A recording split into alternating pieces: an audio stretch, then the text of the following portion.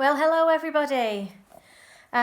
We read our new story, Charlotte's Web, in school last week on Monday on the shortest return to school in history. And we read our first chapter in school.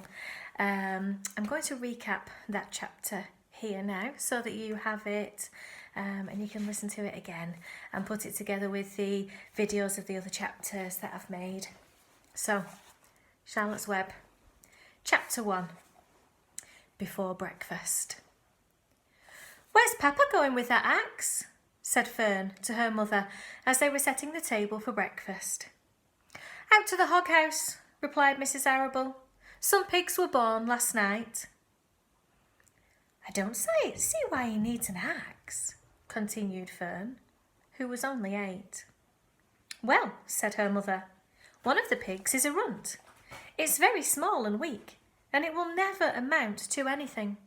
So your father has decided to do away with it." "Do away with it?" shrieked Fern. "You mean kill it? Just because it's smaller than the others?" Mrs. Arable put a pitcher of cream on the table. A pitcher is a tall jug, not a picture like a picture. A pitcher, a jug. "Don't yell, Fern," she said. "Your father is right. The pig would probably die anyway." Fern pushed a chair out of the way and ran outdoors. The grass was wet and the earth smelled of springtime. Fern's sneakers were sopping wet by the time she caught up with her father. "Please don't kill it," she sobbed. "It's unfair." Mr. Arable stopped walking. "Fern," he said gently, "you will have to learn to control yourself." "Control myself?" yelled Fern. "This is a matter of life and death, and you talk about controlling myself." Tears ran down her cheeks, and she took hold of the axe and tried to pull it out of her father's hand. I've got a picture for you. There we go. There's the axe. There's Mr. Arable, Fern's dad, and there's Fern. Dear me. "Fern," said Mr. Arable, "I know a lot more about raising a litter of pigs than you do. A weakling makes trouble. Now run along." "But it's unfair," cried Fern. "The pig couldn't help being born small, could it? If I had been very small at birth, would you have killed me?" Mr. Arable smiled. "Certainly not," he said, looking down at his daughter with love. "But this is different. A little girl is one thing. A little runty pig is another." "I see no difference," replied Fern, still hanging on to the axe. "This is the most terrible case of injustice I have ever heard of." A queer look came over John Arable's face. He seemed almost ready to cry himself. "All right," he said. "You go back to the house, and I will bring the runt when I come in. I'll let you raise it on a bottle like a baby. Then you'll see what trouble a pig can be." When Mr. Arable returned to the house half an hour later, he carried a carton under his arm. Fern was upstairs changing her sneakers. The kitchen table was set for breakfast, and the room smelt of coffee, bacon, damp plaster, and wood smoke from the stove. "Put it on her chair," said Mrs. Arable. Mr. Arable set the carton down at Fern's place. Then he walked to the sink and washed his hands and dried them on the roller towel. Fern came slowly down the stairs. Her eyes were red from crying. As she approached her chair, the carton wobbled, and there was a scratching noise. Fern looked at her father. Then she lifted the lid of the carton. There, inside, looking up at her, was the newborn pig. It was a white one. The morning light shone through its ears, turning them pink. "He's yours," said Mr. Arable, "saved from an untimely death, and may the good Lord forgive me for this foolishness." Fern couldn't take her eyes off the tiny pig. "Oh," she whispered, "oh, look at him. He's absolutely perfect." She closed the carton carefully. First she kissed her father, then she kissed her mother.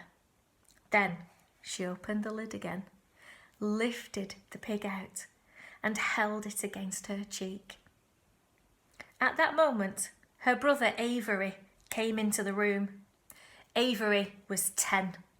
He was heavily armed, an air rifle in one hand, a wooden dagger in the other. And I've got a picture of Avery. Here he is. There's his wooden dagger, and there's his air rifle. You quite often find air rifles on farms. Sometimes a farmer may have to shoot a fox if it was attacking the hens in the hen house. Ooh.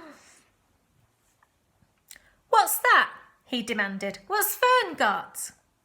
"She's got a guest for breakfast," said Mrs. Arable. "Wash your hands and face, Avery." "Let's see it," said Avery, setting his gun down.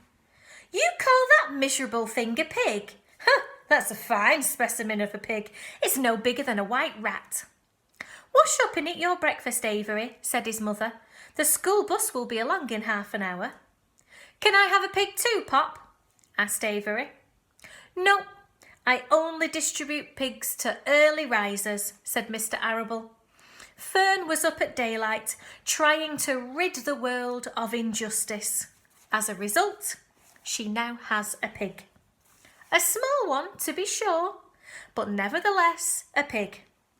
It just shows what can happen if a person gets out of bed promptly. Let's eat. But Fern couldn't eat until her pig had had a drink of milk. Mrs. Arable found baby's nursing bottle and a rubber nipple. She poured warm milk into the bottle, fitted the nipple over the top, and handed it to Fern. "Give him his breakfast," she said. Some of you may have baby brothers or sisters out there that have their bottles prepared in the morning. Imagine that you had a little pig and you were feeding your very own little pig with the baby's bottle.